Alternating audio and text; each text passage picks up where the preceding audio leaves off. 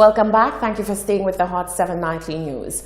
Acting Labour Commissioner Cornelia Jabatis has summoned the management of Secure St. Lucia Limited and the National Workers Union (NWU) to a conciliatory meeting at the Department of Labour on Wednesday, the 17th of April at 2 p.m. The purpose of the meeting is to discuss a 14-day ultimatum from the union. The letter is demanding that the company engage the NWU to discuss long outstanding industrial matters between the company and the said union. NWU says this intervention by the Acting Labour Commissioner is timely and could help the parties resolve matters relating to overtime compensation and negotiations. Condolences are pouring in from various sectors of society as many are still coming to terms with the devastating fire which engulfed the Notre Dame Cathedral in Paris, France on Monday, the 15th of April.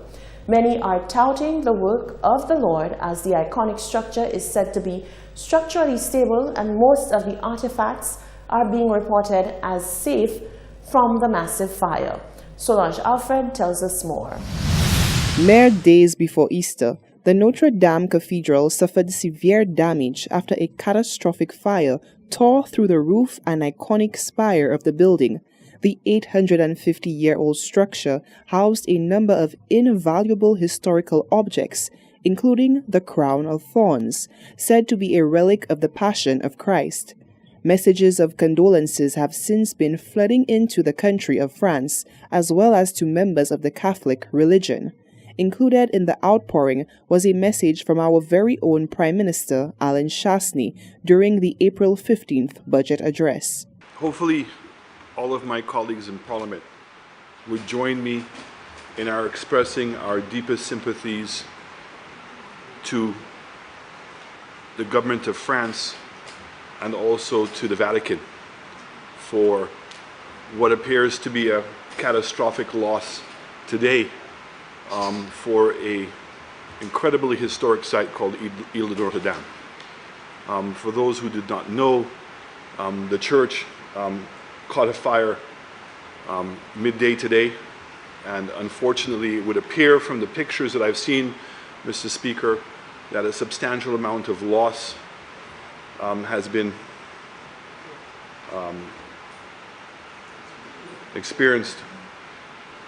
There is still no report, Mr. Speaker, as to the cause of the fire, and certainly whether in fact anybody has lost their life. But if I can express through you and maybe onwards missions to both to the government of France as well as to the Vatican itself about our greatest sympathies and to express our solidarity with both the Vatican as well as with the people of France in this very, very difficult time. Additionally, sharing his deep regret at the news of the destructive fire to what has been described as an awe-inspiring building was Executive Director of the Folk Research Center, Hilary Lafosse. Similarly, the Folk Research Center suffered a comparable fate on March 25, 2018. Lafosse noted that the feeling felt all too familiar, which urged him to make an urgent plea to organizations housing sensitive and vital resources. What a tragedy that that building that has been 855 years old got up in smoke. The Notre Dame, which means in English, Our Lady, a building with a lot of historical significance, as you imagine, 855 years old, many, many years ago. It's gone up in smoke, lots of destruction. And within the last year or so, following the FRC's destruction on March 25, 2018, then there was a destruction of a huge library in Brazil, also went up in smoke. And of course now we have that, the Notre Dame. What this is telling us is that we are hoping that, of course, we will not part of that luxury, but that these institutions were able to digitize their holdings, whatever documentation they had and whatever else, so that it can be replaced. Lafosse says the caution remains clear. Failure to digitize means the forever loss of valuable information at the occurrence of misfortune. Gives us some warnings, basically, to persons or governments, the establishments with important historical information that they should consider seriously of digitizing these holdings. In St. Lucia, for example, we're talking about the archives, the St. Lucia archives. We're talking about the government departments where there is the registry, that they must consider digitizing all the information that they have and keep some of it elsewhere. International reports have indicated that Notre Dame Cathedral remains structurally sound following the immense blaze. Furthermore, an investigation has been opened by the Paris prosecutor as the cause of the Notre Dame fire remains unknown. Reporting for Hot 7 News, I am Solange Alfred. Thank you, Solange. Prime Minister Alan Shastney announced an injection of $20.6 million towards sporting infrastructure and training. The Prime Minister made this announcement in his Monday, the 15th of April, appropriation bill address laid out in Parliament. He says the groundwork for the revitalization of the sporting sector has commenced. The 2019-2020 budget is whipping itself into shape following Prime Minister Alan Shastney's identification for provision of $20.6 million into sporting facilities and sports programs. According to Shastney, a portion of that sum will go towards a sporting excellence pilot project as well as additional advancement of sporting facilities. 4 sports facilities have been identified initially for further development as follows: a mini stadium at Soufrière, a large sports hub at Dennery, a medium sports hub in Micoud North, and a community hub in Micoud South. In addition, we'll soon have the School of Excellence at Gros-Islet, where a pilot program has already begun, which introduced to Form 3 as a first step of phasing in the sports curriculum. The Prime Minister says the focus on sports remains one that is twofold. First, for the engagement of youth in healthy activities, and secondly, to allow for training which can lead to university scholarships abroad. Meanwhile, during his address, Shastney took the opportunity to elaborate on the integration of the National Lottery and Gaming Authority. The government's plans to merge the National Lottery into the Gaming Authority to handle the regulatory aspects of the lottery also fits into this vision. What this means is we will now establish a new youth and sports authority with the expertise to be able to invest in sports and cultural development. It will be specifically staffed for this purpose and be able to fund major sporting activities in St. Lucia. A special plea was made to all volunteers by the Prime Minister to give of their time and talent for the transfer of sporting knowledge to young athletes. With this investment by the government, I'm making a formal plea for St. Lucians to engage in the spirit of volunteerism. And I'm calling on all volunteer coaches and trainers to give their time and knowledge to maximize both the investment and the talent of our young people. The Prime Minister remains hopeful that sporting infrastructure and programs will ensure that the youth can channel their energy into positive outlets and make the choice of joining clubs rather than gangs. Reporting for Hot 7 News, I am Solange Alfred. The William Peter Boulevard is all set to receive a facelift in the near future. Press and Communications Manager within the Office of the Mayor, Jason Hollingshead, says the initiative is aiming to make the city of Castries a unique space for locals and visitors alike. Rochelle Gonzalez tells us more in this report. Excitement is bursting out of the office of the mayor over new plans to give the William Peter Boulevard a much-needed revamp. Press and Communications Manager within the Office of the Mayor, Jason Hollingshead, spoke to Hot 7 News about the initiative, which is being spearheaded by the Ministry of Tourism through the OECS Regional Tourism Competitiveness Project. Hollingshead revealed that there will soon be noticeable improvements and a possible repurposing of the WPB. This, he said, falls in line with forming part of the new vision for the redevelopment of Castries.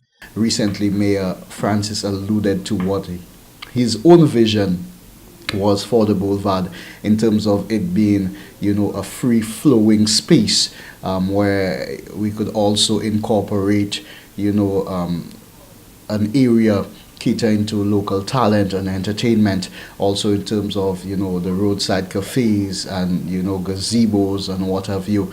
And in terms of uplifting the storefronts within that space. So we're very happy by this. It has actually been headed by the Ministry of Tourism through the OACS Regional Competitiveness Project, and appreciating the role of the Office of the Mayor. We're working hand in hand with the ministry in terms of kicking that project off.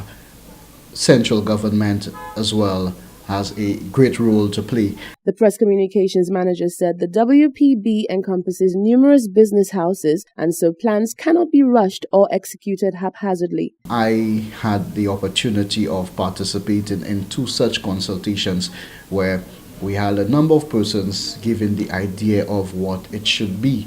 So everyone has their own idea, their own vision, and their own expectation of what should be incorporated in those designs. So that is what is being formulated at this point. It's the first stage of that sort of diagnostic assessment. So as soon as that is done, the consultant team would put everything down on paper, incorporate them into the designs, and then it would be presented to members of the public. He continued on to say that due to the magnitude of the project, there is a need for more consultation, which is currently ongoing.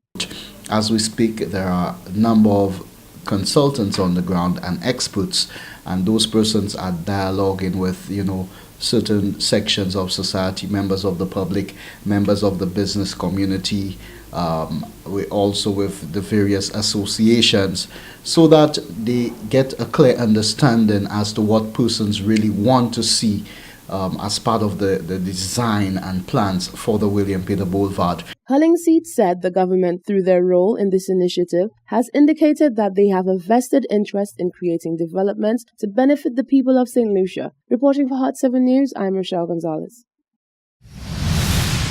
Minister for Commerce, Industry, Investment, Enterprise Development and Consumer Affairs, Bradley Felix, says the government is working assiduously to address St. Lucia's rank in the Ease of Doing Business World Index. Concerns continue to be raised as St. Lucia slips down the ranking.